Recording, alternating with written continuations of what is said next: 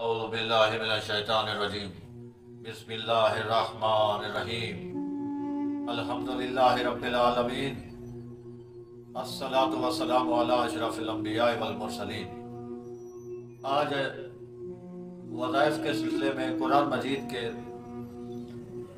بتائے جا رہے ہیں وہ وظائف، اور ہر مشکل کے لیے، ہر حاجت کے لیے، عزت و وقار کے لیے بتائے جا رہے ہیں۔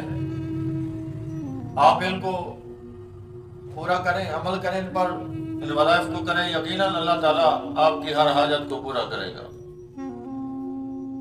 یہ ہے کہ جو عمل آج میں بتا رہا ہوں، اس کو اپنے نماز صبح کے بعد اور نماز ظہر کے بعد یہ 372 مرتبہ پڑھنا ہے اور روزانہ پڑھنا ہے۔ جتنے بھی مشکل کام ہوگا، مشکل حاجت ہوگی، اور آپ کی عزت و توقیر میں اضافہ ہوگا، وہ ہے اس پہ گرامی یا عزیزو عذرنی فی اعین الناس۔ دوبارہ بتا رہا ہوں، یا عزیزو عذرنی فی اعین الناس۔ اس کو آپ نے 372 مرتبہ نماز صبح اور نماز ظہر کے بعد پڑھنا ہے۔ یقیناً آپ کی ہر مشکل اور حاجت پوری ہو جائے گی۔